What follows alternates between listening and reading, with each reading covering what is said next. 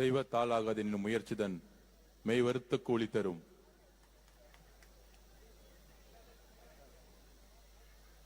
வேட்பாளராக இருந்து, தமிழகத்தின் முதலமைச்சர் வேட்பாளராக இருந்து, இன்றைக்கு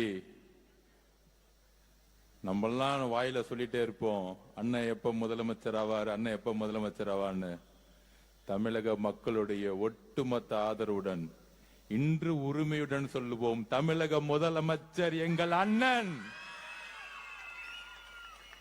தமிழக முதலமைச்சர் எங்கள் தலைவர் திரு சி. ஜோசப் விஜய் அவர்கள். இத 6 மாசமா சொல்லும் போது ஒரு கூட்டம் நம்பல. நடிகரு அவருக்கு அரசியல் தெரியுமா? ஆனா ஒன்னே ஒண்ணு சொன்னார் மதுரை மாநாட்டுல, திரு மு க ஸ்டாலின் அவர்களே, பூத் கமிட்டி போட்டு நீங்க வீடு வீடா இப்பதான் போயிட்டு இருக்கீங்க, நான் வீடு வீடா போயிட்டு தான் கட்சியே ஆரம்பிச்சேன். அதை சொன்னது, நினைவாக்கியது நம்மளுடைய மக்களும் பெண்களும் இளைஞர்களும். ரொம்ப சந்தோஷமா இருக்கு. அண்ணன் முதலமைச்சரா இருந்து பக்கத்துல பார்க்கும்போது நம்மளுடைய பூக்கடை குமாரண்ணன் அந்த திரு பிரபு அவர்களே, எனக்கு முன்னால் பேசிய பேச்சாளர்கள் திரு ராகுல் காந்தி அவர்களே, தோழர்களே, மாவட்ட பொறுப்பாளர்களே, பகுதி செயலாளர்களே, என்னுடைய வெள்ளிவாக்கத்தில் பயணத்தில் ஒவ்வொரு வீட்டு பெண்களும் இளைஞர்களும் என்ன உங்க பிள்ளையா நினைச்சு வீட்டை விட்டு வெளியே வந்து வரவேற்று, முன்னாள் முதலமைச்சர் மு க ஸ்டாலின் அவர்கள், அவருடைய துணைவியார், அவருடைய மருமகன், அவருடைய மகன், அவருடைய மகள், ஒட்டுமொத்த குடும்பமும் வெள்ளிவாக்கத்தில் எனக்கு எதிராக பிரச்சாரம் செய்த பொழுது, தமிழ்நாட்டின் ஒரே தொகுதியில் முதல்வர் குடும்பத்தால் குறிவைக்கப்பட்ட ஒரே நபர் ஆதவ் அர்ஜுனா. ஆனால் எங்களுடைய தலைவருடைய ஒரே நாள் பிரச்சாரம் ஒட்டுமொத்த கலைஞர் குடும்பத்தையும் மு க ஸ்டாலின் தூக்கி எறிந்தது. இதுதான் மக்கள் சக்தி. மக்கள் சக்தினா இதுதான். பெண்கள் சக்தி, இளைஞர் சக்தினா அதுதான். ஒட்டுமொத்த முதல்வர் குடும்பமும் எதிர்த்து நின்ன இந்த சாமானியனை பெண்களும் என்னுடைய குடும்பத்தில் இருக்கக்கூடிய தாய்மார்களும், மகனே உன்னை வெற்றி பெற வைப்பது என்னோட பணி, நீங்க பொறுப்படுத்ததுக்கு உங்களுக்கு கோடான கோடி நன்றி.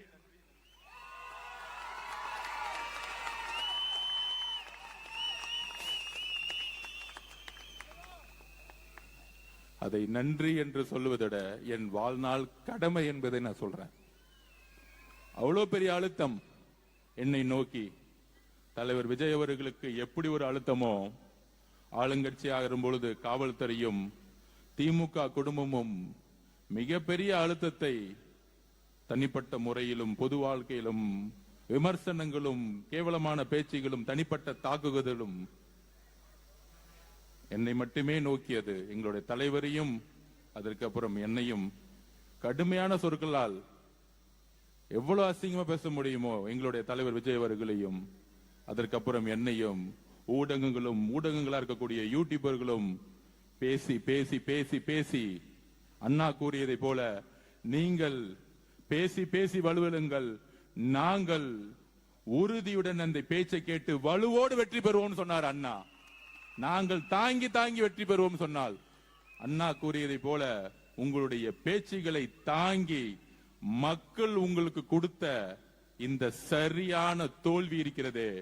நான் எலெக்ஷன் முன்னாடியே சொன்னேன், கொளத்தூர் மீட்டிங்ல சொன்னேன், முன்னாள் முதல்வர் மு க ஸ்டாலின் அவர்களே எழுதி வைத்துக் கொள்ளுங்கள், கலைஞர் குடும்பத்தின் கடைசி வாரிசு தமிழகத்தின் முதலமைச்சராக நீங்கள் மட்டும்தான் முடிப்பீர்கள். அவ்வளவுதான்.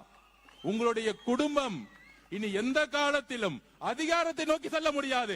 ஏனென்றால் தமிழக மக்களுடைய ஆதரவு இல்ல, ஒட்டுமொத்த பெண்களுடைய ஆதரவுடன் ஒரு தலைவர் உதயமாகிவிட்டார். புரட்சி தலைவர் எம்ஜிஆர் அவர்களால் செய்ய முடியாததை, புரட்சி தலைவி அம்மா அவர்களால் முடியாததை ரெண்டு பேர்த்தோடைய இந்த குடும்பத்துடைய ஆதிக்கத்தை தூக்கி எறிந்தார். இது சாதாரண வெற்றி அல்ல. ஒவ்வொரு பெண்களும் கண்ணீர் விட்டு அழுது தமிழக வெற்றி கழகத்தோட வெற்றி எதனால தெரியுமா கிடைச்சிச்சு? திமுக மு.க. ஸ்டாலின் அவர்களிடையே தமிழக வெற்றி கழகத்தை உருவாக்கியது பெண்கள். இன்றைக்கு சொல்றேன், தமிழக வெற்றி கழகத்தை உருவாக்கியது பெண்கள், அதோடு இணைந்தவர்கள் இளைஞர்கள். இந்த ரெண்டு சக்தியும் இன்னும் எந்த காலத்திலையும் நீங்க ஜெயிக்கவே முடியாது. எழுதி வைத்துக்கோங்க. நீங்க என்ன வேணா பொய்யில பேசலாம், சட்டசபையில வந்து பொய்யா பேசலாம், உங்களாலே முடியாது. நான் சொன்னேன், திமுக எப்பயுமே 2வது தாட்டி ஜெயிச்சதா வரலாறே கிடையாது. மு.க. ஸ்டாலின் அவர்கள் 200 தொகுதி ஜெயிச்சிருவேன், 200 தொகுதி ஜெயிச்சிரும் சொல்லும் பொழுது அன்றைக்கே மேடையில் நம்மளுடைய தலைவர் சொன்னாரு, நான் உட்பட குளத்தூர்ல உட்கார்ந்து பேசினேன், உங்க தந்தை கலைஞராலே முடியாத பொழுது நீங்க ஜெயிச்சிருவீங்களா எங்க தலைவர் எதிர்த்துன்னு கேட்ட 2வது முறை. இன்றைக்கு கேட்கிறேன், திரு எதிர்கட்சி தலைவர் திரு உதயநிதி அவர்களே, உங்க தாத்தா கலைஞராலே முடியல, உங்க அப்பா ஸ்டாலினாலே முடியல, எங்க தலைவரை நீங்க ஜெயிச்சிட முடியுமா? நின்னு எதிரா பேசிட முடியுமா தேர்தல் அரசியல்ல? நம்ம கிட்ட கிளாஸ் எடுக்கிறாரு தேர்தல் அரசியலை பத்தி சட்டசபையில வந்து. அன்னைக்கு நான் எந்திரிக்கலான்னு இருந்தேன், அண்ணன் வரும்போதே சொல்லிட்டாரு, இன்னைக்கு ஒன்லி நம்பிக்கை வாக்கெடுப்பு தான், நீங்க நம்ம எல்லாம் பேச வேணாம், ஆல்ரெடி மெஜாரிட்டி 150க்கு மேல போயிட்டு இருக்கு, அவங்க பேசினா பேசட்டும், பாவம் எலெக்ஷன் டைம்ல தான் பேச முடியல, இப்ப பேசட்டும், ரொம்ப அடி வாங்கியிருக்காங்க, அடிச்சா அழுவாங்கல்ல, அழுது கலந்துட்டு சட்டசபை விட்டு ஓடி போயிடுவாங்க, சொன்ன மாதிரியே பேசிட்டு ஓடி போயிட்டாங்க. இது நம்மள பார்த்து பயந்துட்டாங்களாம். இன்னும் திமுக காரனுங்க ஆளுங்கட்சி நினைப்பு, அது அவங்களுடைய பரம்பரை நோய். ஒரு மாசம் வரைக்கும் நாங்க ஆளுங்கட்சின்னு பேசிக்கிட்டே இருப்பாங்க. அப்ப இந்த தேர்தல் வெற்றி நம்ம சொல்றோம் 50 வருடம் கழித்து ஒரு புரட்சிங்கிறோம். அந்த புரட்சி எங்க இருந்து உருவாச்சு? கடைசி 10 நாள் முன்னாடி இந்த புரட்சியை பத்தி யாருக்கும் தெரியல. நேஷனல் மீடியாஸ் கரெக்டா 5 நாளுக்கு முன்னாடி திருநெல்வேலி தூத்துக்குடி அப்புறம் தமிழ்நாட்டுல ஒரு புரட்சி உருவாயிருச்சு, மக்கள் புரட்சி உருவாச்சுன்னு பேசிட்டு இருந்தாங்க. ஆனா இன்னைக்கு வரைக்கும் தமிழக ஊடகம் தாவேகா ஜெயிக்குன்னு சொன்னதே இல்ல, கடைசி நாள் ரிசல்ட் வரைக்கும். அப்ப அந்த ஊடகத்தை பாருங்க, 3 தொகுதி ஜெயிப்பாரு, 10 தொகுதி ஜெயிப்பாரு, 20 தொகுதி ஜெயிப்பாரு, 160 தொகுதி திமுக ஜெயிச்சிரும், 200 தொகுதி நாங்க ஜெயிச்சிருவோம் மு.க. ஸ்டாலின் அவர்கள். கூட்டணி கட்சிகள் 25 கூட்டணி கட்சி என்னெல்லாம் பேச்சு பேசினாங்க. ஆனா தமிழக மக்கள், பெண்கள், என் புள்ளைய ஏன்பா இப்படி திட்டிக்கிட்டே இருக்கிற, இதை ஒரு காரணத்துக்கே தூக்கி எறிஞ்சாங்க. என்ன அவதூறுகள், என்ன அவதூறுகள், என்ன தவறு செய்தார் எங்க தலைவர்? ஒட்டுமொத்த புகழ் வாழ்க்கையை விட்டுட்டு ஒரு தனி மரமா மக்களோட சேர்ந்து பெண்களுக்கான வாழ்க்கையை மாத்தணும், என் தாய்மார்களை வாழ்க்கையை மாத்தணும்னு ஒரு கட்சியை தனி மனிதனாக ஆரம்பித்து, பெண்களிடம் இளைஞர்களிடம் தனி மனிதனாக ஆரம்பித்து, எந்த விதமான பின்புலமும் இல்லாமல் ஆரம்பித்து பிரச்சாரத்தை உருவாக்கும் பொழுது எஸ்ஓபியை போட்டு பிரச்சாரம் பண்ணாமே முடக்கினாங்க. நான் திருப்பியும் பதிவு பண்ண, நீங்க முடக்கலாம், எலெக்ஷன் கமிஷன் நோட்டிபிகேஷன் வந்தோன்னு நீங்க வெளியே விட்டு பாருங்க, 10 நாள் போதும் இந்த ஆட்சியை தூக்கி எறியறதுக்குன்னு சொன்னோம். 10 நாள் போதும் உங்க ஆட்சியை தூக்கி எறியறதுக்கு. 10 நாள் அவர் செய்த பிரச்சாரம் ஒட்டுமொத்த திமுக குடும்பம் தூக்கி எறிஞ்சிருச்சு. இப்ப தெரியுதா 6 மாசம் ஏன் வெளியே போட முடக்கினாங்கன்னு எங்க தலைவரை? 10 நாளுக்கே தூக்கி போட்டாங்கன்னா 6 மாசம் விட்டு இருந்தா 5 தொகுதி தாண்டி இருக்க மாட்டாங்க. இதுதான் சூழ்ச்சி. 5 தொகுதி தாண்டி இருக்க மாட்டாங்க. 5 தொகுதி திமுக தாண்டி இருக்கு. இந்த சூழ்ச்சிக்கு தான் தலைவரை எந்த பிரச்சாரத்துக்கு வெளியே உள்ள இந்த சூழ்ச்சி எல்லாம் செஞ்சுட்டு விஜய் அவர்களை வீட்டு விட்டு வெளியே வா, இந்த போலி பிரச்சாரம் நோட்டிபிகேஷன் வந்து வெளியே வந்தாருல, தூத்துக்குடி மீட்டிங் பாத்தீங்கல்ல, 10 லட்சம் பேர் ரோட்ல நின்னாங்கல்ல, அங்க மாறியது அரசியல் சூழ்நிலை.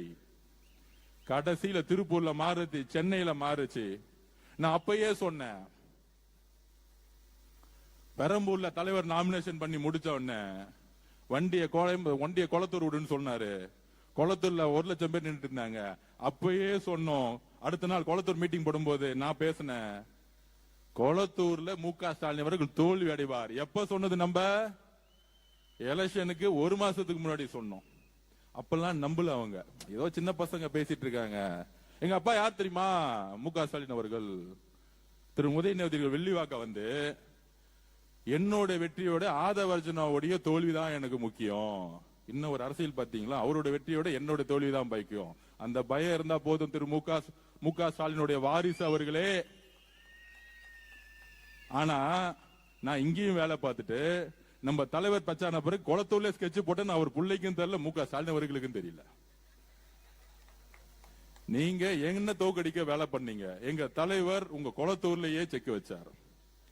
சட்டசபையில நம்ம அமைதியா உட்கார்ந்துட்டு இருக்கோம்.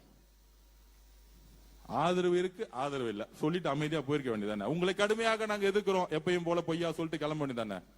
நமக்கு எலெக்ஷனை பத்தி கிளாஸ் எடுக்கிறாரா முன்னாடி உட்கார்ந்துகிட்டு? யாரு? திரு மு.க. ஸ்டாலினுடைய மகன்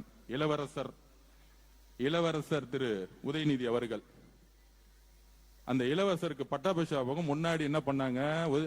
துணை முதல்வராக்கினாங்க. இப்ப எதிர்கட்சி தலைவர் ஆக்கிட்டாங்க. நமக்கு ரொம்ப நல்லது. நான் வேற நினைச்சேன் யாரா சீனியர் எல்லாம் போடுவாங்க, யாராவது ஒரு நல்ல நல்ல அண்ணங்கள்லாம் சீனியர் நிறைய பேர் இருக்காங்க அங்க, நம்ம தங்கம் தென்னரசன் மாதிரி அந்த மாதிரி அனுபவசாலிகள் எல்லாம் போட்டு நம்மள உண்டு இல்லைன்னு கொஸ்டின் கேட்க போறாங்க. சரி நம்மளும் ரெடி ஆயிடும் நினைச்சேன். இந்த குடும்பம் என்னைக்கும் திருந்தாது. இவ்வளவு அடிப்பட்டாலும் திருந்தாது. இந்த பட்டாபிஷேகம் பண்ணி தான் குடும்பத்தை தூக்கி போட்டாங்க மக்கள். திருப்பி ஒரு பட்டாபிஷேகம். நான் தோத்துட்டேன், புள்ளைய தூக்கி எதிர்கட்சி தலைவரா உட்கார வச்சிருங்க. போன தாட்டி சட்டசபையா சட்டமன்ற உறுப்பினராகி சட்டசபைக்கு அதிகம் வராதவள்ள உதயநிதி ஸ்டாலின் அவர்கள். அவர் சட்டசபை தலைவர். சரி ஓகே, பெரும்பான்மை தேர்ந்தெடுத்தா சட்டசபை தலைவர் வந்து அமைதியா போக வேண்டியதானே? நம்ம பாட்டி அமைதியான சும்மா சீண்டிக்கிட்டே இருக்கிறது. வந்து சொல்றாரு நம்ம கிட்ட, நீங்க 35% ஓட்டு எடுத்துட்டீங்க, மக்கள் உங்களுக்கு எதிராக 65% இருக்கிறாங்க. இப்பயும் தெரிஞ்சுக்குவாங்க நீங்க தேர்தல் அரசியல தோத்துருக்கீங்க. நம்ம இளவரசர் உதய அவர்களே, நீங்க இன்னும் 90% ஜெயிச்சுட்டாங்க, சட்டசபையில் உட்கார்ந்துட்டு இருக்கீங்க. கிளாஸ் எடுக்கிறதுக்கு ஒரு தகுதி வேணா? உங்க சொந்த அப்பா குளத்தூர்ல தோத்துட்டு அங்க உட்கார்ந்துட்டு இருக்காரு. அப்பாக்கு ஆறுதல் கொடுக்காம அவர் பாவம் தோத்துட்டோமே, 50 வருஷம் அரசியல் வாழ்க்கை, 234 தொகுதியிலும் போய் வெற்றி பெறுவோம்னு போயிட்டு வந்தேனே, கடைசியில குளத்தூர்ல தோத்துட்டேன்னு உங்க அப்பா உட்கார்ந்துட்டு இருக்கும் போது வீட்டுல போய் ஆறுதல் சொல்லாம சட்டசபையில் அப்படி நிமிர்ந்து நின்று பேசுறாராம். நமக்கு அட்வைஸ் பண்றாராம். 65% உங்களுக்கு ஓட்டே போடல. ஐயா, 2006 உங்க தாத்தா கலைஞர் அவர்கள் இருக்காரு, கலைஞர் கருணாநிதி அவர்கள், உங்களுக்கு அவர் தானே எடுத்துக்காட்டு, முன்னுதாரணம். 26% வாங்கி முதலமைச்சர் ஆகும் பொழுது உங்க கூட இருந்தவங்க 2006 கம்யூனிஸ்ட் கட்சிகள் 2 பேரும், கம்யூனிஸ்ட் கட்சியும் கம்யூனிஸ்ட் மார்க்சிஸ்ட் கட்சியும் காங்கிரஸ் கட்சியும் கூட இருந்துச்சு. அவ்வளவு பெரிய கூட்டணி அமைச்சே நீங்க 26% தான் வாங்குனீங்க, 96 தொகுதி ஜெயிச்சீங்க. இந்த அரசியல் ஏன் புதுசுன்னா 50 வருடங்கள் கழித்து திரு எதிர்கட்சி தலைவர் இளவரசர் உதய அவர்களே, நீங்க ஒவ்வொரு தொகுதிக்கும் 30 கோடி ரூபாய் செலவு பண்ணீங்க. 30 கோடி. இதே வில்லிவாக்கத்தில் 5000 ரூபாய் ஒவ்வொரு ஓட்டுக்கும் இங்க இருக்கக்கூடிய உங்களுடைய திமுக கேண்டிடேட் கொடுத்தாங்க. கொளத்தூர்ல உங்களுடைய தந்தை 3000 ரூபாய் கொடுத்தாரு. தமிழகம் முழுவதும் சொல்லி வச்ச மாதிரி ஒவ்வொரு தொகுதியில 30 கோடி செலவு பண்ணீங்க. அதற்கப்புறம் உங்களுடைய கூட்டணி காங்கிரஸ், விசிகே, கம்யூனிஸ்ட் கட்சி, கிட்டத்தட்ட 26 கட்சி கூட்டணி, சின்ன சின்ன கட்சி முதற்கொண்டு கேப்டன் விஜயகாந்த் கட்சி, எல்லா கட்சியும் சேர்த்து, முஸ்லீம் லீக்ல இருந்து எல்லா கட்சியும் சேர்த்து நீங்க நின்னீங்க. எங்களுடைய வேட்பாளர்கள் 10 லட்சம் ரூபாய் செலவு பண்ணல. எழுதி வச்சுக்கோங்க, 10 லட்சம் ரூபாய் செலவு பண்ணல. காசு இல்ல எங்களுடைய வேட்பாளர்களுக்கு. காசே இல்லாம ஒரு எக்ஸாம்பிள் சொல்றேன். திண்டிவனத்துல ஜெயிச்சாங்க, பக்கத்து ஊரு, பஸ்ல ஏறினாங்க, இறங்குனாங்க, 7 மணி நேரம் பிரச்சாரம், 5 பேர்த்தோட போனாங்க, திருப்பி வந்தாங்க. திருப்பத்தூர்ல பெரிய கருப்பன் மினிஸ்டர், ஒரு சாதாரண இளைஞன், காசே இல்ல, ஆனா சிட்டிங் மினிஸ்டர் ஒரு ஓட்டுல ஜெயிச்சாரு. அடுத்து ஸ்ரீரங்கம் என் தம்பி ரமேஷ், சாதாரண பையன், நேத்து என்கிட்ட வாழ்த்து வாங்க வந்தாரு வீட்டு என்னோட ஆபீஸுக்கு. என்னோட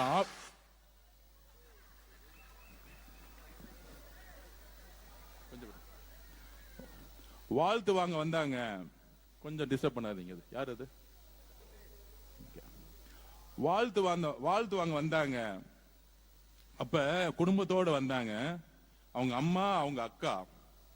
அப்ப வரும்பொழுது என்னுடைய தெருவிலேயே 3வது வீட்டுல, அது ஒரு பெரிய வீடு, ரமேஷ் அவர்களுடைய அம்மா சமையல் வேலை செஞ்சிட்டு இருக்காங்க.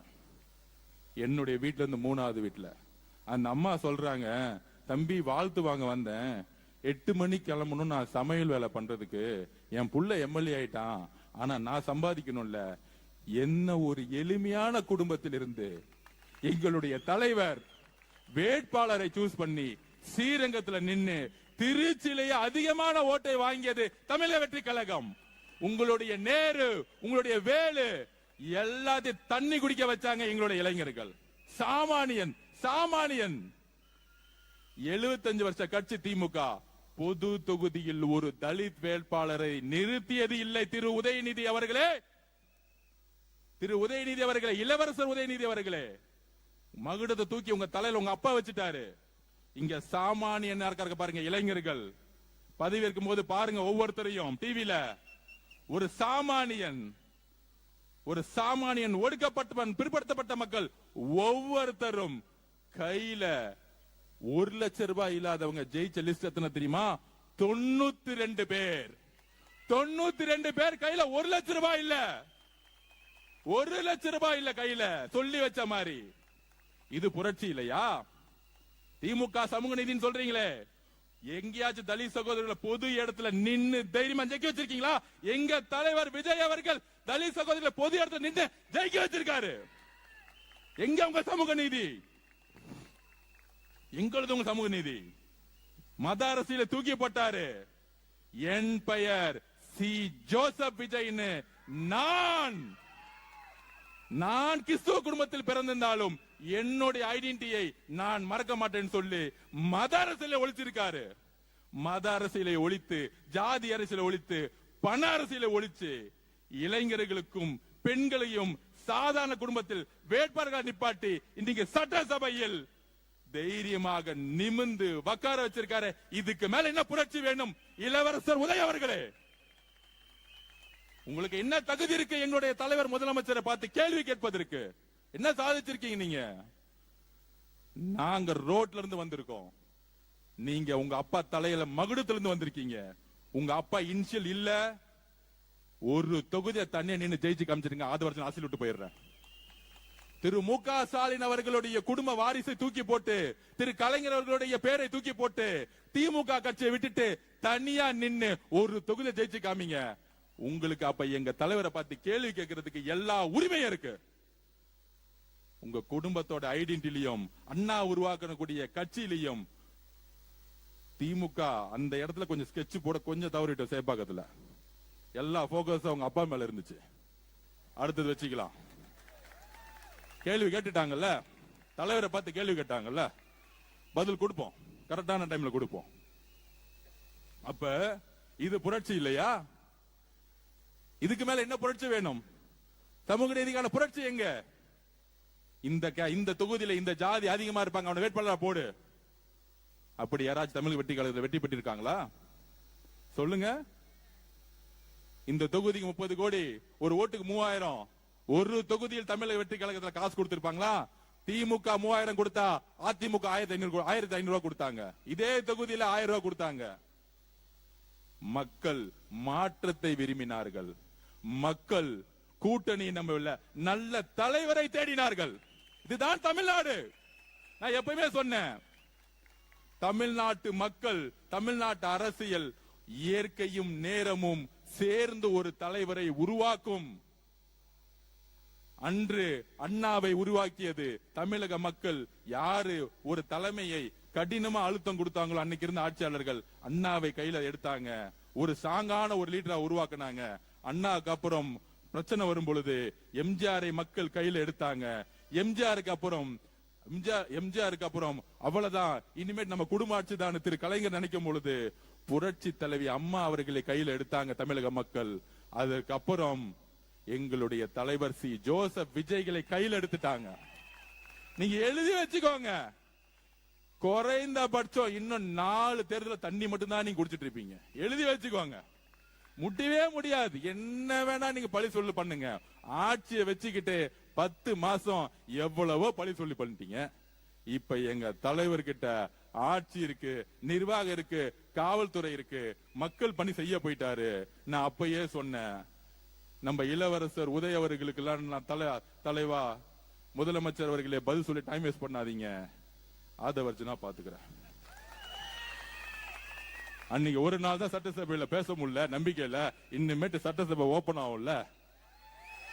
திரு பேரவை தலைவர் எந்திரிச்சு பேசி முடிச்ச உடனே சபாநாயகர் சார பார்த்துட்டு, திரு பேரவை தலைவர்களே இதோ நான் பதில் சொல்றேன், எல்லாத்துக்கும் ரெடி.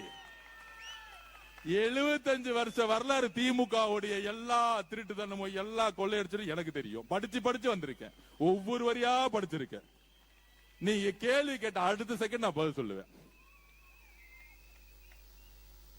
கேட்டா 65% எதிர்ப்பு இருக்கான். தமிழக அரசியல் வரலாற்றுடைய ஒரு டேட்டா தெரியல, ஒரு கணக்கு வழக்கு தெரியல. எந்த அரசியல்வாதியும் 60% வாங்கி இது வரைக்கும் ஜெயிச்சதே கிடையாது எந்த கட்சியும். தமிழக மக்கள் ஒரு ஜனநாயகத்தை விரும்புறவங்க. எப்பொழுதும் ஒரு 10 கட்சி இருந்தா அவங்களுக்கான ஒரு ஓட் பேங்க கொடுப்பாங்க. ஆனா நான் சொல்றேன், தமிழ்நாட்டு வரலாற்றிலேயே எழுதி வச்சுக்கோங்க, தனி பெரும் கட்சியா 3 வருஷத்துல எந்த கூட்டணி இல்லாமல், எந்த பணபலம் இல்லாமல், இந்த எலெக்ஷன் முன்னாடி சொல்லிட்டு இருந்தாங்களே பூத் இருக்கான்னு காமிச்சாங்க பாருங்க. பூத்துனா என்னன்னு நம்ம வில்லிவாக்கத்துல 60% பெண்கள் உள்ள உட்கார்ந்துட்டு இருந்தது. பூத்துனா என்ன? நம்ம கிளாஸ் எடுத்தோம். ஓட்டர் லிஸ்ட் எல்லாம் வந்துருவாங்க, இந்த திமுக காரங்க பொய்யா ஆளுங்களை கூட்டு வந்து கள்ள ஓட்டு போடுவாங்க, இவ்வளவுதான் பூத் ஒர்க் அன்னைக்கு. அப்புறம் இந்த மிஷினை பேக் பண்ணி வண்டியில ஏத்தி லைலா காலேஜ் வைக்கணும். இத கரெக்டா புடிச்சுக்கிட்டு காலையில 6 மணிக்கு வந்தாங்க நம்மளுடைய பூத் ஒர்க்கர்ஸ். அதுவும் நம்ம என்ன பண்ணோம், 5 பேர் உள்ள உட்கார்ந்துட்டு இருந்தாங்க. 5 மணிக்கு வந்துட்டாங்களா லட்சுமி அக்கா சொல்றாங்க, பாத்துக்கோங்க எவ்வளவு ஆர்வம் பாத்துக்கோங்க. மக்கள் வந்து ஓட்டு போறதுக்கு 7 மணிக்கு வந்தா நம்ம 5 மணிக்கு போயிட்டோம். போய் நம்ம உட்காந்துட்டு பக்கா லிஸ்ட் எடுத்துட்டு கடைசி 6 மணி வரைக்கும் யார் யாரெல்லாம் திமுக திட்டு பசங்க வருவாங்களா வரமாட்டாங்களா நான் போறேன். நான் எந்திரிச்ச உடனே பூத்துல போன உடனே அங்க இருந்து நம்ம தங்கச்சி, அண்ணா இது வரைக்கும் எந்த திட்டு பசங்க வரலன்னா நான் கண்டுபிடிச்சிட்டேன்னா பாக்கலாம், நீ கவலைப்படாதுன்னா யாரு கள்ள ஓட்டு போட மாட்டாங்கன்னா. நான் நினைச்சேன், டே திமுக காரங்களா இதுக்காடா நீங்க வந்து பூத் இருக்கான்னு கேட்டீங்க. எங்க ஆளுங்க ஒரே நாள பழகிட்டாங்க. இது குடும்பம்பா, இந்த பூத் இதெல்லாம் தெரியாது. 5 குடும்பம் சேர்ந்தா ஒரு பூத், அவ்வளவுதானே. சேர்ந்துட்டாங்க, எலெக்ஷன் முடிஞ்சு திருப்பி வேலைக்கு போயிட்டாங்க. உங்களை மாதிரி கவுன்சிலர் இருந்துட்டு 15 வீடு வாங்குறது, இதை யாரா இங்க வாசிக்கு எங்கப்பா காண போயிட்டாருமே அவரு ஓடுமா. ஓகே, அப்ப பூத்துனா என்னன்னு காமிச்சுமா. 75,000 பூத்துலயும் தமிழக வெற்றி கழகம் நைட்டு 10 மணி வரைக்கும் உட்கார்ந்து இருந்தாங்க. எப்ப 10 மணி வரைக்கும். திமுக 3 மணி கிளம்பி போயிட்டாங்க, அதிமுக 12 மணி கிளம்பி போயிட்டாங்க. என்னடா அது 7 மணிக்கே கூட்டம் வந்துருச்சு. அப்படியே பாக்குறாங்க உழல்மொழி எல்லாரும் சிரிச்ச முகத்தோட வேட்பாளர் நான் போனா போதும், தம்பி நீங்க தான் எனக்கு நான் கேன்வாஸ் பண்ண வந்த மாதிரி ஆயிடுச்சு. ஒவ்வொரு பூத்துக்கு போகும்போது அக்கா செல்ஃபி உடனே ஓடி வராங்க செல்ஃபி எடுக்க. அக்கா பூத்துக்கா இங்க செல்ஃபி எல்லாம் எடுக்க கூடாதுக்கா, நான் வேட்பாளர். இல்ல தம்பி அவங்க விடுங்க. உடனே திமுகங்க அவங்க செல்ஃபி எடுக்கிறாங்க பாத்தீங்களா, ஏன் மேல கம்ப்ளைண்ட். பொதுமக்கள் வந்து என்னப்பா பண்றது, இப்படி ஒரு பிரச்சனை வில்லிவாக்கத்துல. அந்த மாதிரி 7 மணிக்கு குடும்பமா வந்து அண்ணன் சொன்னாரு அன்னைக்கு திருவிழா மாதிரி இருக்கணும் நீங்க வந்து ஓட்டு போற அன்னைக்குன்னு. எப்படி திருச்செந்தூர் வேளாங்கண்ணிலையும் போய் குடும்பமா போவாங்களே, 7 மணிக்கெல்லாம் வந்து ஓட்டு போட்டு 4 மணிக்கு முடிச்சுட்டாங்க எல்லாத்தையும். நான் பாக்குற ஒவ்வொரு பூத்திலையும் 94% கள்ள ஓட்டு போறதுக்கு வாய்ப்பே கொடுக்கல, ஆளே இல்ல. பக்கா லிஸ்ட் இருக்கு. நம்ம தங்கச்சி சொல்றாங்க, அண்ணன் 92% முடிஞ்சிச்சு, 8% இவ்வளவுதான் ஓட்டு இருக்கு, இவங்க யாரும் வர்ற மாதிரி தெரியல, நாங்க ரொம்ப ரெடியா இருக்கிறோம், 6 மணிக்கு கேட்ட மூட சொல்லிடுங்க. நமக்கு கிளாஸ் எடுக்கிறாங்க நம்ம தங்கச்சிங்க. அப்படி திமுக பூத்துக்கு தண்ணி குடிக்க வச்சது நம்மளுடைய மகளிர் சகோதரிகள். அப்புறம் நம்ம இளைஞர்கள் இருக்காங்களே, நான் போனா போது பின்னாடி 500 பேர் வராங்க. டேய் தம்பிங்களா வேணாண்டா, நான் தப்பு பண்றமே நினைச்சுக்க போறாங்க, கலவரம் பண்ற மாதிரின்னு. திமுக கார 5 பேர் தான் வந்தாங்க. அவன் போய் பயந்து போயிட்டான் அவன் பாட்டிக்கு. அப்ப எந்த அளவுக்கு இளைஞர்கள் சக்தி இந்த தேர்தலில் இறங்கி வேலை பார்த்து கடைசியில் அவன் கொடுத்த 3000 ரூபாய் எதுக்கு விசாரிச்சுன்னா, இன்னும் ஆய்வு பண்ணல. இன்னைக்குதான் மு க ஸ்டாலின் சொல்லியிருக்காரு, நம்மளுடைய தோல்விக்கு காரணம் என்ன என்பதை நாம் ஆய்வு செய்ய வேண்டும். ஐயா மு க ஸ்டாலின் அவர்களே, அதுக்கான காரணம் நான் இன்னைக்கு சொல்றேன். அதுக்கு காரணமே நீங்க தான். இதுக்கு என்ன ஆய்வு செய்யணும்? இந்த தோல்விக்கு முக்கியமான காரணமே திரு மு க ஸ்டாலினுடைய நிர்வாகத்தோடைய தோல்வி. அன்பு சகோதரன் முன்னாடி சொல்லிட்டு இருந்தேன். இப்ப மாண்புமிகு அமைச்சர் ராஜ்மோகன் அவர்களே, ஒரு எளிய குடும்பத்தில் பிறந்தவரை அமைச்சராக்கிய பெருமை எங்களுடைய தலைவருக்கு சாரும். இதுக்கு மேல என்ன புரட்சி வேணும்? இதுக்கு மேல என்ன புரட்சி வரணும்? நீங்க யாரை எம்எல்ஏ ஆக்கிறீங்க? சட்டசபையில 50 வருஷமா உங்க கூடத்துல உங்க மகன், அதுக்கப்புறம் அமைச்சர்களுடைய மகன், இவங்க தானே உட்கார்ந்துட்டு இருக்காங்க. இங்க பாருங்க, சட்டசபையில ஒடுக்கப்பட்ட ஏழை மக்கள் இருந்து சட்டசபையில உட்கார்ந்துட்டு இருக்காங்க. அதற்கான புரட்சி செய்தது எங்களுடைய தலைவர். இதுக்கு மேல என்ன பெரிய புரட்சி வேணும்? அப்ப திமுக போட்டு விவாதம் பண்ணிட்டு இருக்காங்க. இந்த புரட்சிக்கு காரணம் என்ன? இந்த தோல்விக்கு காரணம் என்ன? இந்த புரட்சிக்கும் தோல்விக்கும் காரணம் 2 பேர் தான். ஒன்னு ஐயா திரு மு க ஸ்டாலின் அவர்கள், இன்னொரு அவருடைய மகன் இளவரசர் உதய அவர்கள். அவ்வளவுதான். இதுக்கு மேல ரொம்ப ரிசர்ச் பண்ணாதீங்க. பாவம் திமுக அழுதுருவாங்க, புலம்புறாங்க. மு க ஸ்டாலின் கலைஞர் ஐயா ஐயோ கலைஞர் ஐயா நீங்க ஏன் செத்து போனீங்க? இவங்க 2 பேர்த்துல விட்டுட்டு கட்சியை முடிச்சுட்டாங்க. இதுல சொல்றாரு திரு மு க ஸ்டாலின் அவர்களும் இளவரசர் உதய அவர்களும், தாவேகா கழகம் குதிரை பேர அரசியல் செய்கிறது. தலைவர் சிம்பிளா முடிச்சது, இது குதிரை பேர அரசியல் இல்ல, இது குதிரை வேக அரசு. அது அவர் சிம்பிளா பேசி முடிச்சிட்டார். அண்ணா ரொம்ப நல்லவர், அதோட முடிச்சிட்டார். ஆனா நம்ம அப்படி இருக்க முடியாதுல்ல, பதில் சொல்லணும்ல. குதிரை பேர அரசியல் யார் நடத்தினது? நான் சொல்லிடுறேன். எல்லாம் ட்ரை பண்ணி பார்த்தாங்க, ரிசல்ட் வந்துருச்சு. நம்ம 108 நிக்கிறோம். சுமார் ஒரு 20 தொகுதியில 500 ஓட்டு 300 ஓட்டுல தோத்து இருக்கோம். அது எப்படின்னு நம்ம அதுக்கப்புறம் விசாரிச்சுக்கலாம், விட்டுருங்க. தோத்த பிறகு என்ன செஞ்சிருக்காங்க? நம்ம தலைவர் வரவே கூடாதுன்னு பெரும்பான்மை இருந்தாலே பதவியேற்றலாம் கவர்னர் அவர்கள். ஆனா கவர்னர் அவர்கள் கூப்பிட்டு, நீங்க பெரும்பான்மையை காமிங்க, சிங்கிள் ஆர்கஸ்ட் பார்ட்டி, அவங்களை கூப்பிட்டு பதவியேற்றலாம்.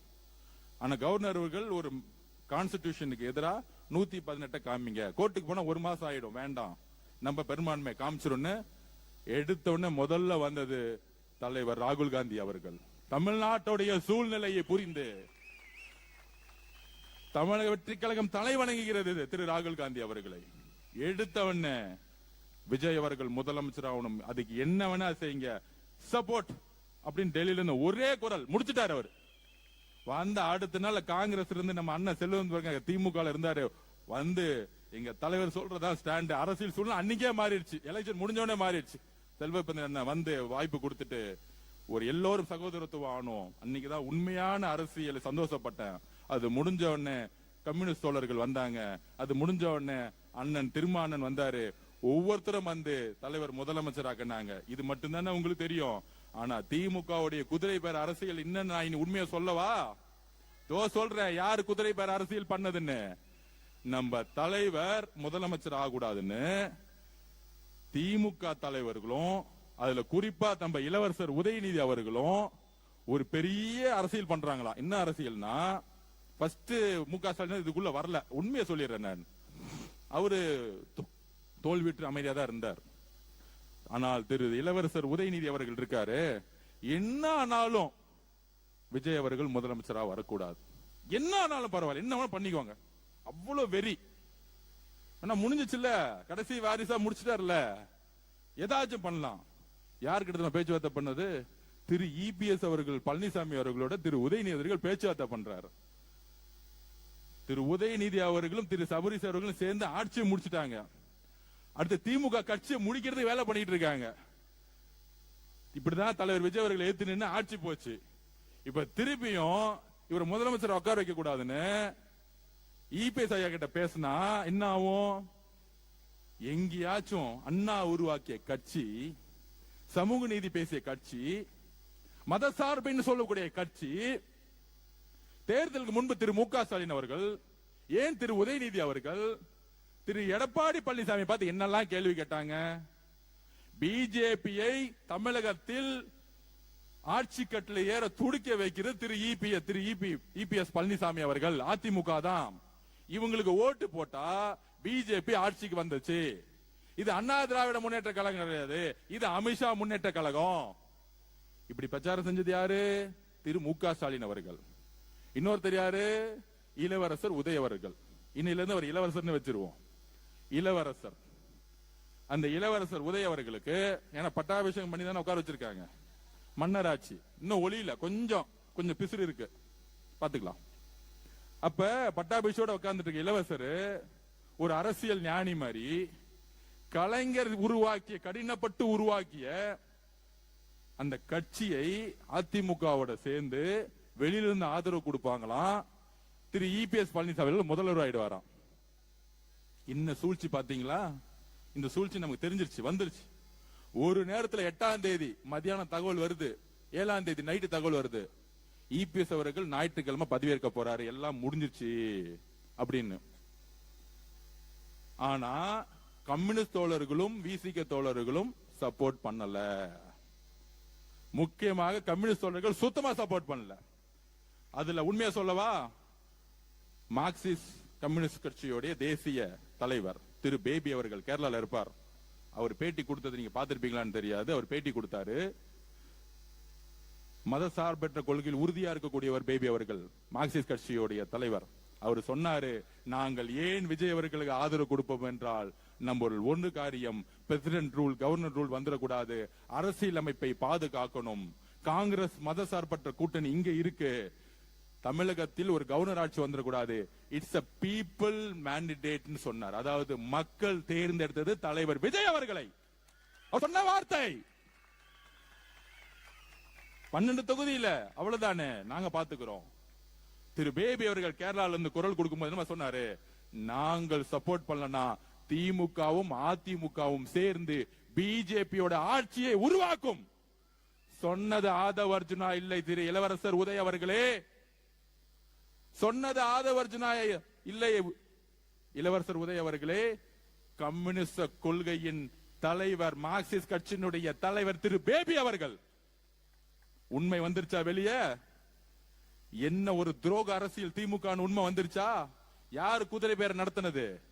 அந்த குதிரை பேரை நடத்தினது யார் சொல்லுவா? லிஸ்ட் நான் சொல்றேன். பாஷ்யம் கம்பெனியுடைய ஓனர் புரோக்கர் வேலையை பார்த்தாப்ல. அடுத்தது ஓப்பனா சொல்லிடணும்ல, யார் யாரெல்லாம் தலைவருக்கு ஏதாவது சூழ்ச்சி செஞ்சாங்கன்னு. பாஷ்யம் கம்பெனியுடைய ஓனர் ரியல் எஸ்டேட் வேலையை பார்க்காம ஆட்சி மாற்றத்துக்கு இங்க உட்கார்ந்துக்கிட்டு கவர்னரோட சேர்ந்து உட்கார்ந்துட்டு சேர்ந்தது ஒரு கம்பெனியோட நிறுவனர். அதோட சேர்ந்து திரு உதயநிதி அவர்கள், அதோட சேர்ந்து திரு இபிஎஸ் பழனிசாமி, முன்னாள் முதலமைச்சர் பழனிசாமி மகன் திரு மிதுன் அவர்கள். அதனாலதான் இந்த ஃபேக்ஷன் உடைஞ்சிச்சு. அதிமுக வெளியே வந்தாங்களே திரு சிவிஎஸ் சண்முகம் அண்ணன், புரட்சி தலைவி அவர்கள் எதற்காக கட்சியை உருவாக்கினார்? புரட்சி தலைவி அவர்கள் எதற்காக கட்சியை உருவாக்கினார்? இந்த திமுக சீய கட்சியை ஒழிக்க. ஆனா அப்படி உருவாக்கின கட்சிய திரு இபிஎஸ் ஐயா அவர்கள் திமுக ஸ்டாலினோட சேர்ந்துட்டு ஒரே ஒரு காரணம், தலைவர் விஜய் அவர்கள் முதலமைச்சரா வரக்கூடாது. எந்த கொள்கையும் கிடையாது, குறிக்கோளும் கிடையாது, கெட்ட மதசார்பற்ற கொள்கையா. இதை சொன்னது திரு பேபி அவர்கள், மார்க்சிஸ்ட் கம்யூனிஸ்டோட தலைவர். நாங்கள் ஆதரவு கொடுக்கவில்லை என்றால் திமுகவும் அதிமுகவும் பிஜேபியும் சேர்ந்து இங்கு ஒரு ஆட்சியை உருவாக்கும், அதற்கு நாங்கள் கடுமையாக எதிர்த்து நிற்போம். சொன்னது திரு பேபி அவர்கள், சொன்னது காங்கிரஸ், சொன்னது விசிகே, சொன்னது ஐயுஎம்எல். எல்லா மதசார்பற்ற கொள்கைகளும் தலைவர் அவர்கள் 108 தொகுதி ஜெயிச்சா வந்தன. நினைச்சிருந்தா தோழர்களே, அரசியலை உள்வாங்குங்கள். நினைச்சிருந்தா ஒரே போன் கால் டெல்லிக்கு போன் பண்ணி, ஒரே ஒரு போன் கால் இபிஎஸ் ஐயா போன் பண்ணி, உங்க 47 எம்எல்ஏ எனக்கு கொடுத்துருங்க, நான் முதலமைச்சர் ஆயிடுறேன், நம்ம பகிர்ந்துலாம் சொன்னா அவங்க ஓடி வந்திருப்பாங்களா? ஓடி வந்திருக்க மாட்டாங்களா? சொல்லுங்க. ஆனால் ஏன் 47 எம்எல்ஏ தூக்கி போட்டு தலைவர் ராகுல் காந்தி அவர்களுடன் 5 எம்எல்ஏ இணைந்தார். எங்களுடைய தலைவர் 108 இருந்து 5 போச்சுன்னா 113 தானே. 47 முக்கியமா 105 முக்கியமா அப்படின்னு எங்களுடைய தலைவர் யோசிச்சிருந்தா, வெறும் பதவி அரசியல் பண அரசியலை நோக்கி இருந்தா, இபிஎஸ் மாதிரியோ இல்ல உங்க தந்தை மு.க. ஸ்டாலின் உதயநிதி மாதிரியே சிந்தித்திருந்தா 47 பேரை நோக்கி இருப்பாங்க. ஆனால் எங்களுடைய தலைவர் விஜய் அவர்கள் யோசித்து மதசார்பற்ற கொள்கையில், சமூக நீதி கொள்கையில் நான் உறுதியாக இருந்து இஸ்லாமிய சகோதரர்களும் கிறிஸ்தவ சகோதரர்களும் என்னை தேர்ந்தெடுத்தார்கள். நான் கொள்கையில் இருந்து விலக மாட்டேன். அந்த உறுதியான கொள்கையில் ஒரு கால் கொடுத்தாரு திரு ராகுல் காந்தி அவர்களுக்கு. ஆதவர்ஜுனா அவர்களே, 5 எம்எல்ஏ 10 எம்எல்ஏ முக்குள்ள நம்ம கொள்கையில உறுதியா இருக்கணும்னு எங்களுக்கெல்லாம் ஒரு வகுப்பு எடுத்து நாங்க எல்லாரும், நான் உட்பட்ட கட்சியில் உட்பட்ட மதசார்பட்ட கொள்கையில் நாம் உறுதியாக இருக்குங்கிறத பதிவு பண்ணது எங்களோட தலைவர். 75 வருஷ கட்சிங்கிறீங்களே, நீங்க ஏன் அதிமுக இஸ்லாமிய சகோதரர்களை கிறிஸ்தவ சகோதரர்களை கேள்வி எழுப்புங்கள். அதிமுகவும் திமுகவும் சேர்ந்து ஏன் ஆட்சி உருவாக்கி துடிச்சது? உடனே நாங்கெல்லாம் அப்படிலாம் நினைக்கலையே சொல்லுவாங்க. அதுக்கு நான் ஒரு உண்மையை சொல்லணும்ல. அந்த கட்சியோடைய மீட்டிங் நடந்துச்சு. வெளியே டிகேஎஸ் இளங்கோவன் தெரியும், செய்தி தொடர்பாளர், உங்களுக்கு தெரியும், பெரியாரிஸ்ட். அவர் தான் செய்தி தொடர்பாளர் திமுக.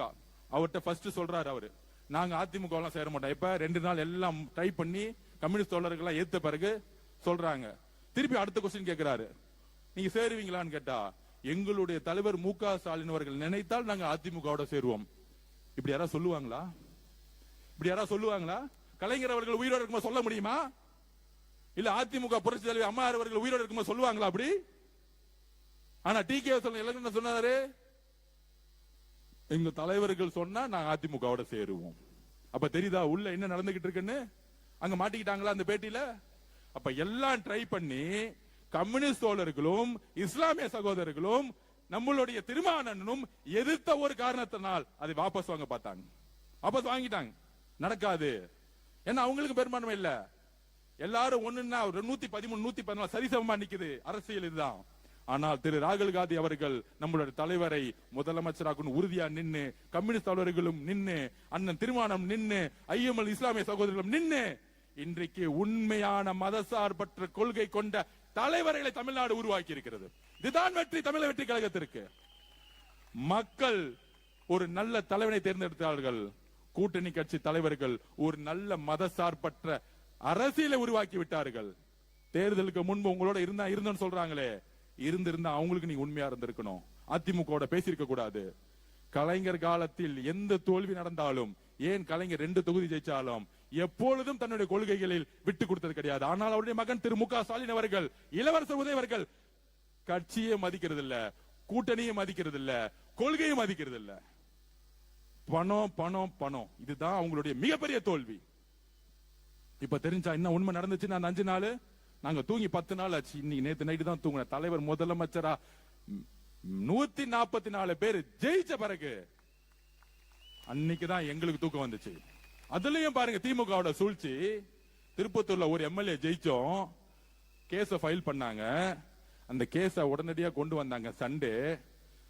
அந்த சண்டே கேஸ் கொண்டு வந்து அன்னைக்கு ஆர்குமெண்ட் பண்ணாங்க. சென்னை உயர்நீதிமன்றம் எப்பொழுதும் சண்டே கேஸ் எடுத்ததே கிடையாது.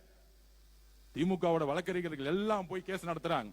அந்த எம்எல்ஏவை ஓட்டு போட விடக்கூடாதுன்னு சொல்லி வச்ச மாதிரி ஓட்டு போடுறதுக்கு, அதாவது நம்பிக்கையில்லா தீர்மானம் நடக்கிறதுக்கு ஒரு நாளுக்கு முன்னாடி ஸ்டே கொடுத்துட்டாங்க, ஒரு ஓட்டு போடக்கூடாதுன்னு. திமுக சூழ்ச்சி தெரிஞ்சா அப்ப உடனடியா சுப்ரீம் கோர்ட் போனோம். அடுத்த நாளே சென்னை உயர்நீதிமன்றத்தை கண்டிச்சு இது ஜனநாயகத்துக்கு எதிரான தீர்ப்புன்னு சொல்லி திருப்பியும் ஒரு ஓட்டை நம்ம கொடுத்துட்டாங்க. எந்த அளவிற்கு அழுத்தம் பாருங்க திமுக. அத உதயநிதி சொல்றாரு, உயர்நீதிமன்றம் ஒரு அந்த வேட்பாளர்கள் ஓட்டு போடுன்னு சொல்லிட்டாங்க, குதிரை பேர நடத்துறேன்னு சொல்றாங்க. உச்சநீதிமன்றம் தூக்கி எறிஞ்சிருச்சு. அப்ப எந்த அளவுக்கு தலைவர் விஜய் அவர்கள் அந்த சீட்ல உட்கார்ந்துடவே கூடாது. கவர்னர் ஆட்சி வந்தாலும் சரி, ஆனா அறிக்கை மட்டும் அழகா ஒரு மு.க. ஸ்டாலின் அவர்கள்கிட்ட. நான் ஏற்கனவே சொன்னேன், சன் டிவில ஒரு குணா அவர்கள் பேட்டி கொடுத்தாரு. நான் எப்பயுமே விஜய் அவர்களை தாக்குனதே கிடையாது, நான் தப்பாவே பேச மாட்டேன், இல்ல உங்களை அவர் ரொம்ப அட்டாக் பண்றாரு, ஏன் நீங்க பதில் கொடுக்க மாட்டேங்கிறீங்க? நான் பேசவே மாட்டேன். அதுக்கு தான் நான் கொலத்தூர்லயே சொன்னேன். திரு மு க ஸ்டாலின் பதிலாம் கொடுக்க மாட்டாரு, கொலை பண்ணிடுவாரு. கரூர்ல தான் பண்ணாங்க. நம்மளுடைய சகோதரர்கள் எப்படி ஆனாங்க? இன்னைக்கு காவல்துறையில எடுத்தாங்க எல்லாம் காத்திருப்பு பட்டியல். யார் யாரெல்லாம் கரூர்ல அன்னைக்கு என்னென்னலாம் பேசினாங்களோ.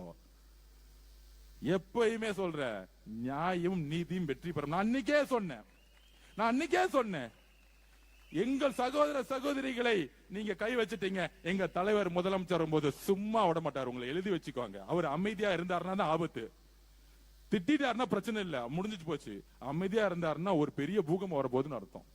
வந்துச்சு. அப்படி எந்த அளவிற்கு அவரை முதலமைச்சர் உட்கார கூடாது கொள்கை ஏற்று நம்மளை பார்த்து குதிரை பேரன்னு சொன்னாங்களே. அதிமுகவும் திமுகவும் சேர்ந்து குதிரை பேர அரசியல் செஞ்சது நீங்க. திரு இளவரசர் உதய அவர்கள் பேச்சுவார்த்தை நடத்தின அவர் தான். திரு இளவரசர் உதய அவர்கள், பாஷம் கம்பெனியுடைய ஓனர், அதுக்கப்புறம் திரு மித்துன் அவர்கள், மூன்றும் இணைந்த கூட்டணி வந்தாங்க. கனிமொழி மேடம், எங்க அப்பா உருவாக்கின கட்சி இப்படி செஞ்சீங்க, ரிசைன் பண்ணிட்டு போயிடும் சொல்லிட்டு போயிட்டாங்க. அவங்க எதிர்ப்பு உள்ள இருந்து, நான் உள்கட்சியில நடந்துச்சு சொல்றேன். கனிமொழி மேடம் இருக்கக்கூடிய ஒரு கொள்கை அரசியல் திரு இளவரசர் அவர்களுக்கு கிடையாது, உதய அவர்களுக்கு கிடையாது. கடுமையான எதிர்ப்பு. கலைஞர் அவர்கள் யாரு பயணிச்சாங்களோ கடுமையான எதிர்ப்பு. இந்த காலத்திலும் நீங்கள் அதிமுக சேரக்கூடாது, ஜனநாயகத்தை மதிப்போம்னு சொன்னாங்க திமுக கூட இருக்கக்கூடிய சில நல்லவர்கள். அதுக்கப்புறம் தான் திரு மு க ஸ்டாலின் அவர்கள் கம்யூனிஸ்ட் எல்லாம் வாபஸ் பண்ணிட்டாங்க. நம்ம அமைதியா ஒரு ஸ்டேட்மெண்ட் ரெடி பண்ணிட்டார் நல்லவர் மாதிரி. நாங்கள் ஜனநாயகத்தை மதித்த எதிர்கட்சியா நடத்துவோம். அது நீங்க என்ன சொல்றது? மக்களே தீர்ப்பு கொடுத்துட்டாங்க. ஐயா நீங்க எதிர்கட்சி தலைவராக கூட இருக்கணும், வீட்டுல அமைதியா உட்கார்ந்து ரிட்டையர்மெண்ட் ஆகும். நான் அன்னைக்கே சொன்னேன் கொளத்தூர்ல என்ன நடக்கும். கொடைக்கானல் போகும்போது லைலக்கால வாசல் சொன்னேன். அவர் ரெஸ்ட் எடுக்க போகும்போது இந்த எலெக்ஷனோட நிரந்தரமா ஒரு ஓய்வு பெற போறாரு. கொடைக்கானல் இருந்து ஸ்டார்ட் பண்ணிட்டோம், அடுத்தது ஊட்டி போட்டு நான் பேட்டி கொடுத்தேன். நான் பேட்டி கொடுக்கும் போதெல்லாம் சீரியஸா இல்ல, இப்ப எல்லாம் எடுத்து போட்டுட்டு இருக்காங்க. எப்படி ஆதவச்ச சொன்னதெல்லாம் கரெக்டா நடந்துகிட்டே இருக்கு. நடந்துச்சா இல்லையா? நான் சொன்னேன் இந்த கூட்டணி எங்க தலைவரிடம் வந்து சேருவாங்க ஒரு நாள். எங்க தலைவர் எப்பொழுது மதசார்பற்றுகள் உண்மையா இருப்போம்னு புரியும் பொழுது அங்க வந்துருவாங்க சொன்னாங்க. எண்ணி 10 நாள்ல ஒட்டுமொத்த கூட்டணியும் எங்க தலைவருக்கு ஆதரவு கொடுத்தாங்க. ஏன்? எங்க தலைவர் அதிமுகவோடு பேசல, 47 எம்எல்ஏ பேசல. திரு ராகுல் காந்தி அவருக்கு அழைப்பு கொடுத்தார். அப்படி சபையில அப்படி அந்த பதவியேற்பு பாருங்க, பக்கத்துல ராகுல் காந்தி அவர்கள், பக்கத்துல அண்ணன். என்ன ஒரு கண்கொள்ளா காட்சி, என்ன ஒரு 2 நண்பர்கள் மாதிரி, 2 சகோதரர்கள் மாதிரி. அப்ப இதெல்லாம் முடிச்சிட்டு, இந்த சூழ்ச்சி எல்லாம் முடிச்சிட்டு, அவர் பதவியேற்பு முடிச்சிட்டு மெஜாரிட்டி ப்ரூவ் பண்ணணும். அப்ப அதிமுக உடைஞ்சிச்சு. உடனே அதிமுக இவங்க உடைச்சிட்டாங்க. ஐயா அதிமுக உடைச்சது நாங்க இல்ல, அதிமுக உடைச்சது திரு உதய அவர்களும் திரு மித்துன் அவர்களும் திரு இபிஎஸ் அவர்களும். யாராச்சும் போய் திமுக சேர்ந்து அலைன்ஸ் பேசுவாங்களா? புரட்சி தலைவர் அவர்களுடைய கொள்கை, புரட்சி தலைவி அவர்களுடைய கொள்கையை தூக்கி எறிஞ்சிட்டு இபிஎஸ் அவர்கள் முதலமைச்சர் ஆகிறதுக்கு தன்னுடைய மகன் மித்துனை வச்சு வேலை செய்யறாங்க. 47 எம்எல்ஏ வச்சுட்டு யாராவது முதலமைச்சர் ஆவாங்களா? அப்ப அவங்களுடைய சூது பாருங்க. அப்ப உள்ள இருக்கக்கூடிய புரட்சி தலைவி அம்மா கூடிய விசுவாசமா இருக்கக்கூடியவங்க வெளியே வந்துட்டாங்க. இன்னுமேட்டு இந்த கட்சி திரு இபிஎஸ் பழனிசாமி அவர்கள் இருந்தா எந்த காலத்திலையும் இந்த கட்சி ஜெயிக்காது. 14 தேர்தல் தோத்துட்டாரு. அம்மா அவர்கள் கட்சியை காப்பாற்றணும். அதுக்காக தான் எங்க தலைவர்கிட்டையும் எங்க பொதுச்சாளர்கிட்டையும் எங்ககிட்டையும் பேசினாங்க. இப்ப எங்க தலைவர் எப்பயுமே ஒண்ணு சொல்லுவார், எனக்கு ரொம்ப பிடிச்சவங்க புரட்சி தலைவர், அவருடைய வாரிசு நானு. புரட்சி தலைவி அம்மா தைரியம் பிடிக்கன்னு அவங்க உருவாக்கிய கட்சியை நம்ம காப்பாத்தணுமா காப்பாத்த கூடாதா? சொல்லுங்க மக்களே, சொல்லுங்க. அவங்களுக்கு ஆதரவு கொடுக்குமா கொடுக்க கூடாதா? நான் எப்பயுமே சொல்லுவோம், நாங்க தலைவர் டிவிகேவும், ஏன் டிவிகே அதிமுகவை எதிர்த்து கொஸ்டின் கேட்க மாட்டேங்குதுன்னா, புரட்சி தலைவரும் புரட்சி தலைவியும் உருவாக்கக்கூடிய தொண்டர்கள் டிவிகே பக்கம் எப்பயோ வந்துட்டாங்க.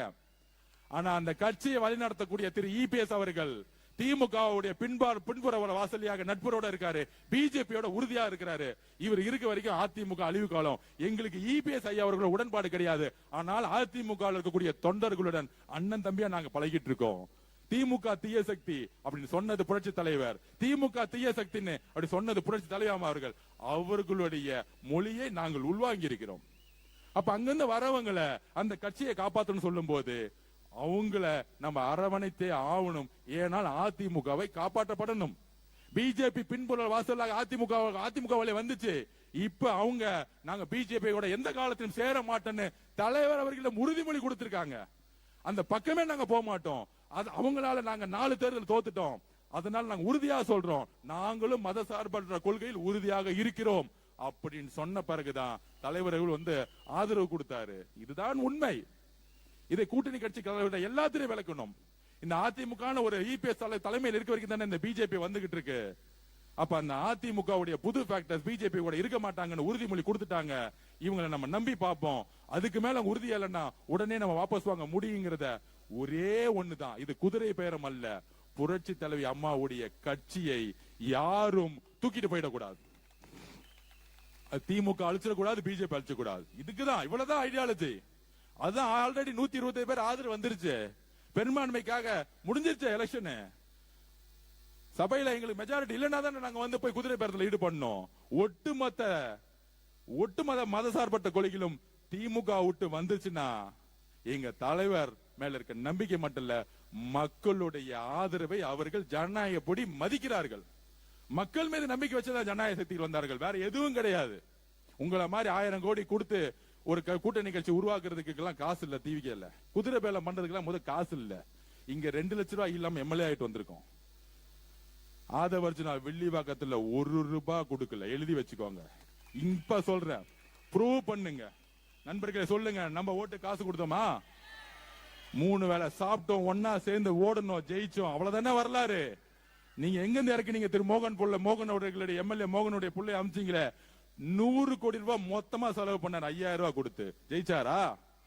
19,000 ஓட்டுல வில்லிவாக்கத்துடைய பெண்களும் இளைஞர்களும் என்ன ஜெயிக்க வச்சிருக்காங்களே, அது 1 ரூபாய் காசு கொடுத்து நான் வாங்கல.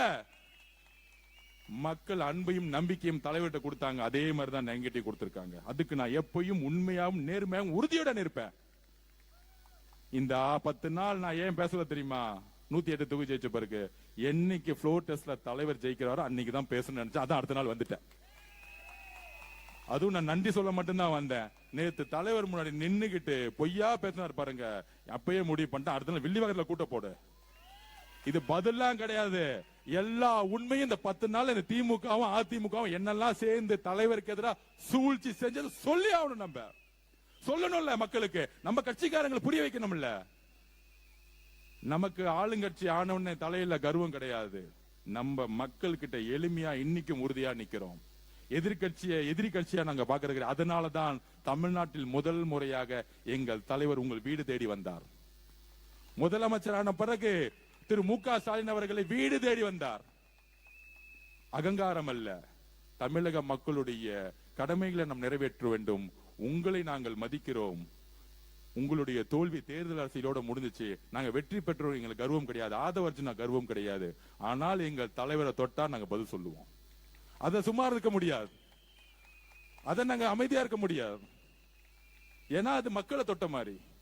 உண்மைகளை சொல்லணும். நாங்க பொய்யா சொல்லல. என்ன நடந்துச்சோ எல்லா தப்பையும் செஞ்சுட்டு நாங்க தப்பு செஞ்ச மாதிரி சொல்லக்கூடிய அவதூறுகளுக்கு நாங்க பதில் சொல்லுவோம். நாங்க ஆளுங்கட்சி ஆயிட்டோம், அதிகாரம் வந்துருச்சு. ஆனா அந்த அதிகாரம் மக்களுக்கானது நாங்கள் உறுதியோட இருக்கிறோம். ஒவ்வொரு தனிநபருக்கானது கிடையாது. அந்த அதிகாரம் பணபலத்தை உருவாக்குவது அல்ல. நன்றி அறிவிப்பு கூட்டத்தை முன்னாடி சொல்லுவாங்க பொதுவா எல்லா கட்சியும். நாங்க பண்ணது என்னன்னா, நேரா போய் கவர்மெண்ட் ஆபீஸ் போயிட்டு எல்லாரும் வாங்க, எல்லா டிபார்ட்மெண்டோட செக்ரட்டரிஸ் வாங்க, போலீஸ் கமிஷனர் வாங்க, எல்லாம் போயிட்டு நான் 30 நாள் வீதியா நடந்தேன். எல்லா பிரச்சனையும் எனக்கு தெரியும். இந்த ஃபைலை புடிங்க, 10 நாள் டைம் இருக்கு. இதை எல்லாம் சரி செய்யறதுக்கு உங்களுக்கு என்ன தேவை? அரசு ஊழியர்கள் உங்களுக்கு என்ன தேவை? ஆர்டர் போடல ஆதவர்ஜுனா, உங்களுக்கு என்ன வேணும்னு சொல்லுங்க. 10 நாள்ல அதை செஞ்சு கொடுக்கிறோம். ஆனா இங்க நல்ல ரோடு வேணும், நல்ல தண்ணி வேணும். டாஸ்மார்க் 5 கடைக்கு மேல இருக்க கூடாது. ஊருக்கு ஒதுக்குறமா கொண்டு போயிடுங்க. ட்ரக்ஸ்ங்கிறதே இருக்க கூடாது. எல்லா இடத்துல சிசிடிவி கேமரா போடுங்க. காவல்துறையில சிசிடிவி கேமரா பதிவு பண்ணுங்க. என்கொயரி வந்தா கூட பதிவு பண்ணுங்க. எல்லாத்தையும் மாத்துங்க. தமிழக வெற்றி கழகம் நம்மளுடைய தோழர்களோ இளைஞர்களோ யாரும் அதிகாரத்தை தவறா பயன்படுத்த மாட்டாங்க. திமுக மாதிரி நான் உறுதி கொடுக்கிறேன். நான் சத்தியம் சொல்றேன். என்னுடைய நண்பர்கள் தோழர்கள் சாதாரண குடும்பத்தில் வந்தவங்க. திமுக செய்த ரவுடிசமோ, திமுக செய்த கான்ட்ராக்ட் தொழிலோ, திமுக செய்த இந்த பண அரசியலோ நம்ம செய்ய மாட்டாங்க. நாங்க பாத்துக்கிறோம். எங்களுக்கு வேலை செஞ்ச எங்க கட்சிக்காரங்களை எப்படி பாத்துக்கணும் எங்களுக்கு தெரியும். ஆனால் அரசுடைய நிர்வாகத்தில் தமிழக வெற்றி கழகம் எப்பொழுதும் தலையிடாது.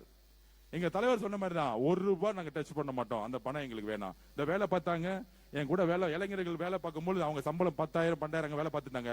எலெக்ஷன் முடிஞ்சிச்சு, அண்ணா நீங்க ஜெயிச்சிட்டீங்களா, நான் திருப்பி வேலைக்கு போறேன்னு போயிட்டாங்க. இதுதான் தமிழக வெற்றி கழகம். என்கிட்ட இருந்து வந்து அண்ணா காசு கொடுனான்னு கேட்கல யாரும். தம்பிங்களா, அண்ணங்களா, தங்கச்சிங்களா, நான் சத்தியமா சொல்றேன், உயிர் உள்ளவரை என்னோட கடமை உங்களோட இருக்கும். நன்றி சொல்ல மாட்டேன், நன்றி சொல்ல மாட்டேன். உயிர் உள்ளவரை நான் உண்மையா இருப்பேன்.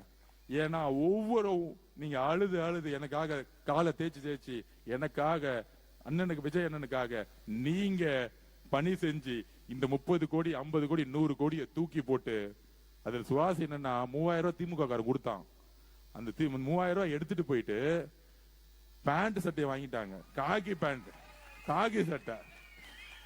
அப்புறம் இந்த காப்பு பெண்கள் திருப்பி அதே மாதிரி. எப்ப எல்லா கடையிலயும் அந்த பேண்ட் பிட்டே காணும். யாரா பணம் கொடுத்தான்னு பார்த்தா திமுக தான் பணம் கொடுத்திருக்கான். இதுதான் அவங்க பொருள் எடுத்து அவங்களே அடிக்கிறது. என்ன மாதிரி தேர்தல் தெரியுமா? நான் உண்மையிலே அசந்துட்டேன். அண்ணன் முன்னாடி சொல்லுவார், இதெல்லாம் நடக்க போகுது, நீ தெரிஞ்சுக்கோங்க. உண்மையிலே சொல்ற, இந்தியாவே இந்த தேர்தலை ஆராய்ச்சி பண்ணிட்டு இருக்கு, எப்படி ஜெயிச்சாங்க. தேர்தல் வெற்றிக்கு பின்பு எந்த பத்திரிகையும் இவர் ஜெயிப்பார்னு எழுதவே இல்லை, யாருமே எழுதல. Under estimate. இவர் ஒண்ணுமே பண்ண முடியாது, கூட்டம் தான் கூட்டுவார், ஓட்டா மாறாது, எல்லாம் ஓடிடுவாங்க. ஆனா இன்னைக்கு நேஷனல் மீடியாஸ், ஏன் லோக்கல் மீடியாஸ் எப்படி ஜெயிச்சாங்க, எப்படி ஜெயிச்சார், இது ஒரு பெரிய ஆராய்ச்சிக்குட்பட்டது.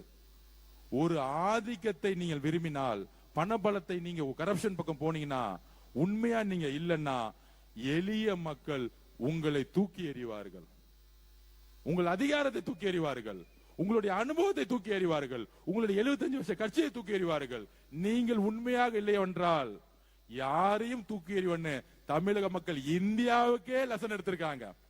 இதுக்கு மேல ஒரு வரலாறை இன்னொருத்தர் எழுதுறதுக்கு எத்தனை வருஷம் ஆகும் நமக்கு தெரியவே தெரியாது. எழுதி வைத்துக் கொள்ளுங்கள். காலையில 8:30 மணிக்கு செக்ரட்டரியேட்ல உட்கார்ந்துட்டு இருக்காரு, ஷார்ப்பா வேலை செய்ய தெரியுமா, அனுபவம் இருக்குவான்னு தெரியாது. காலையில 10 மணிக்கு ஷார்ப்பா உட்கார்ந்துட்டு இருக்காரு. அவருக்கு தெரியும் தமிழ்நாட்டுக்கு என்ன செய்யணும், அவருக்கு தெரியும்.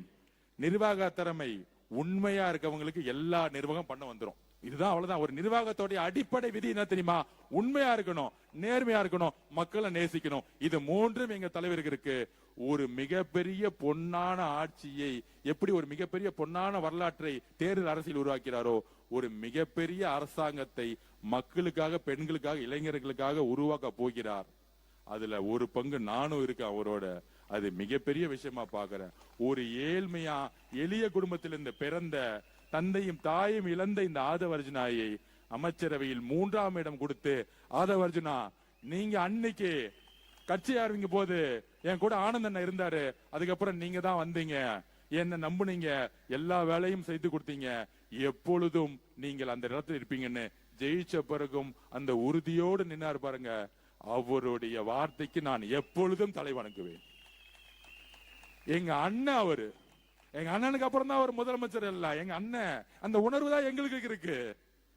இங்க இருக்கக்கூடிய ஒவ்வொரு தாய்மார்களுக்கும் புள்ள, அண்ணன், தம்பி. எங்க அண்ணனை நீங்க டச் பண்ணீங்கன்னா நான் பதில் கொடுப்பேன். எனக்கெல்லாம் அமைச்சர்லாம் அப்புறம் தான், எம்எல்ஏ எல்லாம் அப்புறம் தான். எனக்கு அவர் அண்ணன், நான் தம்பி. இந்த தம்பி அண்ணன், அந்த அண்ணனுக்கு ஒரு சிறு கீரை இருந்தாலும் குரல் கொடுப்போம். இங்க நான் மட்டும் இல்ல, கோடான கோடி இளைஞர்களும் பெண்களும் குரல் கொடுப்பாங்க.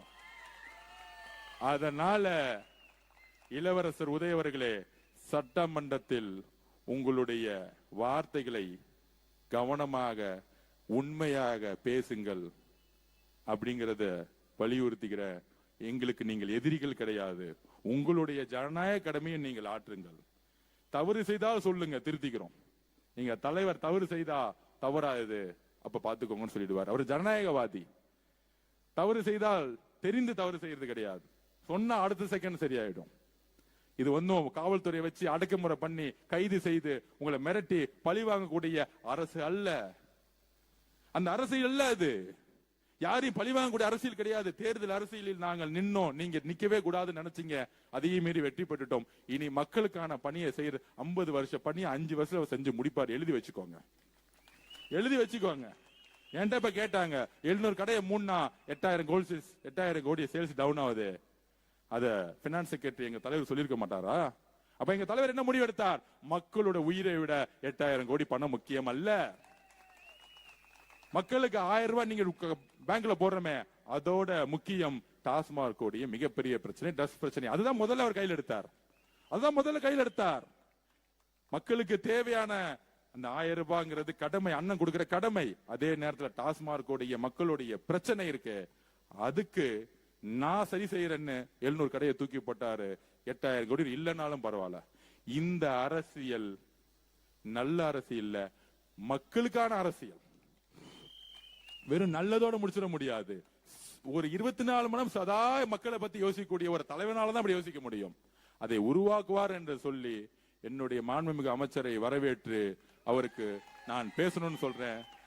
இந்த பயணம் மிகப்பெரிய பயணமா இருக்கும். உறுதியா இருங்க, நம்ம தான் ஜெயிப்போம். அண்ணன் சொன்ன மாதிரி கான்பிடண்டா இருப்போம். நன்றி, வணக்கம்.